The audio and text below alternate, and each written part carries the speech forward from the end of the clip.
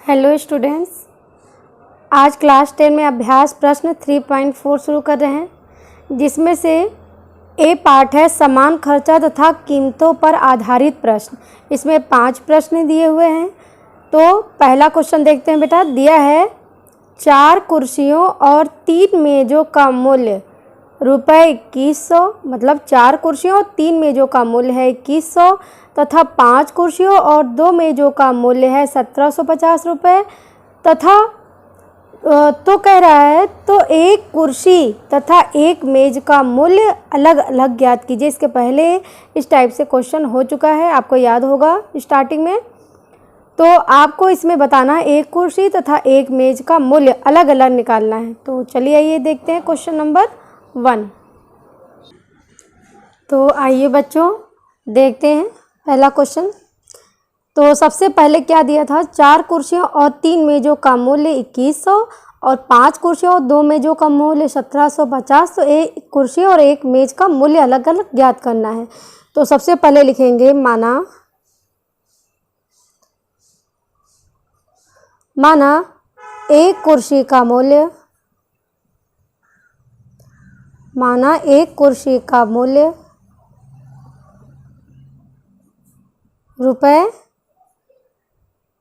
x मान लीजिए, और रुपए यहाँ पे हो गया, यहाँ पर कर लीजिए, ठीक, x मान लिया। और इसी तरह एक जो है मेज का मूल्य मान लीजिए रुपए y, ठीक, आपने अलग अलग मान लिया। तो सबसे पहले देखते हैं प्रश्नानुसार क्या कह रहा था। प्रश्नानुसार बात हो रही थी। तो प्रश्नानुसार कह रहा था कि 4 कुर्सी और 3 मेज़ों का मूल्य कितना है 2100। तो मतलब 4 कुर्सी क्या माना है x, ठीक है, 3 मेज क्या माना y, ये टोटल कितने का था 2100 रुपये का। इसको मान लीजिए समीकरण 1। ये आपकी पहली शर्त थी, ठीक है। अब सेकंड शर्त में के हिसाब से प्रश्नानुसार यहाँ हम लिख दिए हैं। आप यहाँ लिख सकते हो पहली शर्त तथा दूसरी शर्त। तो दूसरी शर्त क्या कह रहा था, 5 कुर्सियों और 2 मेज़ों का मूल्य, मतलब 5 कुर्सी मतलब 5x प्लस और 2 मेज का मूल्य, तो 2y इक्वल टू दिया है था 1750। इसको बना लेंगे समीकरण नंबर 2, ठीक है। अब देखिए, अब जैसे पहले लगाते थे क्वेश्चन वैसे ही सेम करना है और x y की वैल्यू निकालनी है, इसलिए इसमें कंफ्यूज मत होइएगा। तो सबसे पहले इधर देखिए बेटा, अब जैसे ये समीकरण 1 है, अगर इसको 2 से गुणा कर दिया तो यहाँ हो जाएगा 2 3 6, ठीक, और यहाँ पे हो जाएगा 3 से कर दे तो 3 दूनी 6। तो इसको कर देते हैं 2 से मल्टीप्लाई, इसको कर देते हैं 3 से मल्टीप्लाई। इसमें लिखेंगे समीकरण 1 में 2 से व समीकरण 2 को 3 से गुणा करने पर, 3 से गुणा करने पर, ठीक। तो क्या करेंगे बेटा, देखिए इसको जो है 2 से करेंगे तो कितना, 2 चौको 8x प्लस 2 3 6y और 21 दूना 42। तो ये हो जाएगा 42। तो इसको बना लिए समीकरण नंबर 3। सिमिलरली इसको तीनों बचे 15x प्लस 6y, फिर 1750 को अगर 3 से गुणा करेंगे तो आ जाएगा 52, 7 51 5250 हो जाएगा। इसको बना लीजिए समीकरण नंबर 4। अब क्या करना है, समीकरण 3 में से समीकरण 4 घटाने पर, अब घटा दीजिए।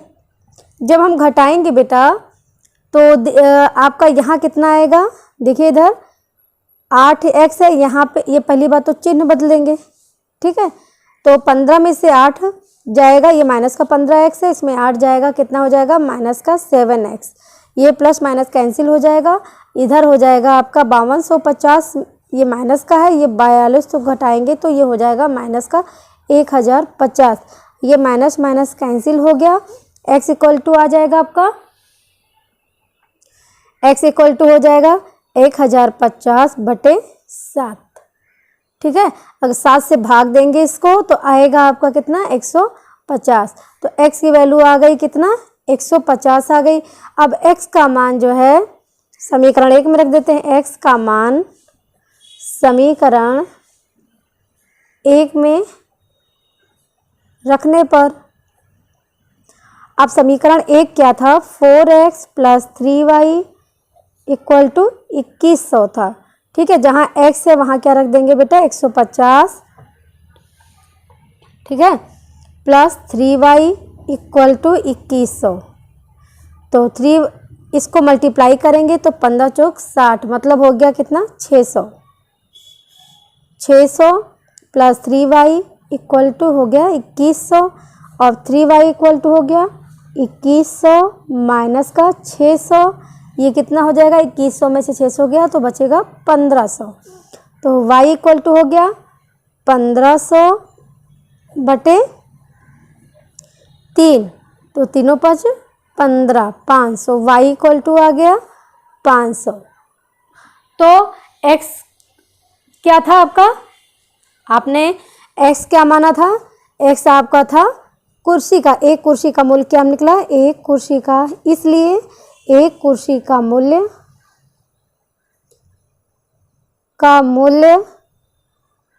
x इक्वल टू कितना निकला 150 रुपये। ठीक, और सिमिलरली एक मेज का मूल्य कितना निकला, इसको अपने माना था y, ये निकला ₹500। बस यही आपका हो गया बेटा आंसर। ठीक है, अब चलिए नेक्स्ट क्वेश्चन देखते हैं, क्वेश्चन नंबर 2।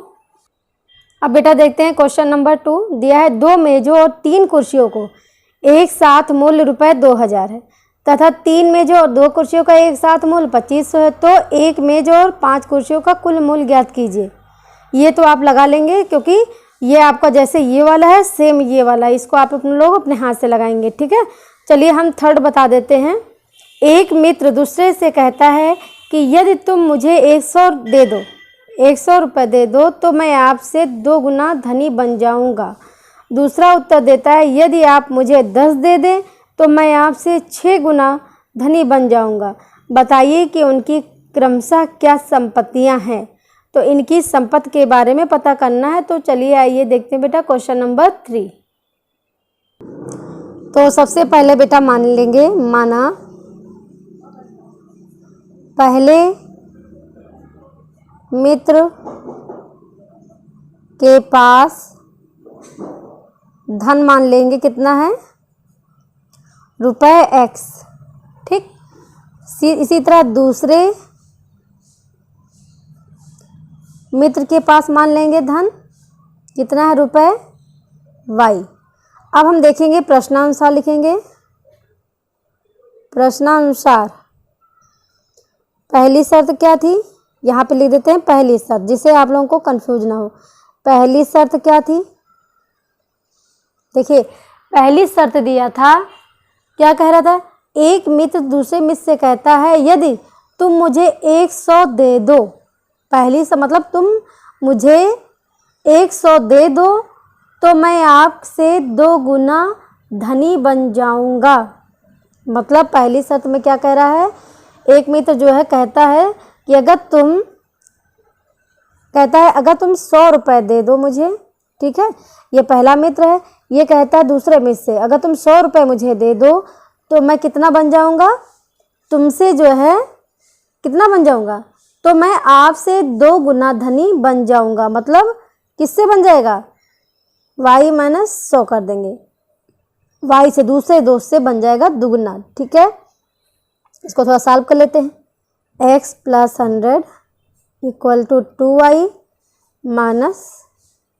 200 हो गया। ठीक है, अब x इसको इधर पोर्शन ले आएंगे, 2y हो गया इक्वल टू ये माइनस का 200 है और ये 100 इधर ले आएंगे तो ये हो जाएगा 100। ठीक, तो आपके पास क्या हो जाए x - 2y इक्वल टू ये माइनस माइनस प्लस होता है लेकिन लिखते माइनस में है तो ये हो जाएगा 300। ठीक है, तो आपका बन गया ये समीकरण नंबर 1 बना लीजिए। ठीक, अब दूसरे शर्त के अनुसार यहाँ पे लिखेंगे दूसरी शर्त, ठीक है। अब दूसरी शर्त में कह रहा था यदि आप मुझे 10 दे दें, कह रहा है यदि आप मुझे 10 दे दें तो मैं आपसे 6 गुना धनी बन जाऊंगा। ठीक, कौन कहता है? दूसरा जो दोस्त था वाई कहता है कि यदि आप मुझे 10 दे दें तो मैं आपसे 6 गुना बन जाऊंगा। तो 6 गुना कौन कहता है? 6 गुना मतलब पहले वाले से कहता है कि 10 आप दे दीजिए मुझे तो कितना बन जाऊंगा। ये कह रहा है, अगर ये जो है दूसरा वाला जो है इससे कहता है कि 10 रुपये आप मुझे दे दें तो मैं आपसे 6 गुना बन जाऊंगा। मतलब x से ये x जो है 10 रुपये दे देगा ना तो इससे बन जाएगा कितना? 6 गुना बन जाएगा। तो इसको चलिए ओपन करते हैं। 6x माइनस 10×60 इक्वल टू हो गया y प्लस 10 हो गया। अब 6x ये y इधर ले आते हैं इक्वल टू 10 और ये 60 इधर ले आते हैं, ठीक है। तो ये हो जाएगा 6x minus Y equal to ये 60, ये आपका है कितना? 1 मिनट, यहाँ पे 60 था ना, ये इधर आया तो 60 हो गया। 60 10 कितना हो गया? 70। ये बना लीजिए समीकरण नंबर 2। अब देखिए समीकरण नंबर 1 ये है, समीकरण नंबर 2 ये है। अब यहाँ पे x माइनस 2y है, यहाँ पे 6x माइनस वाई है। तो हम क्या कर रहे हैं, अगर इसमें से इसको अगर हम 2 से मल्टीप्लाई कर दें तो यहाँ भी आ जाएगा 2y। तो लिखेंगे समीकरण 2 को 2 से गुणा करने